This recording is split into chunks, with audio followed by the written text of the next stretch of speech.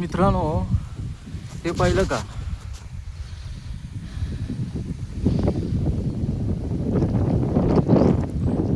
निसर्गाचा चमत्कार, याला म्हणतात निसर्गाचा चमत्कार. क्षणार्धात ऊन तर क्षणार्धात पाऊस. आणि या कोल्हापूर जिल्ह्यातील या सावडे परिसरामध्ये हा एक निसर्गाचा चमत्कार म्हणायचा याला. सूर्याच्या भोवती ढगांचं कडं आणि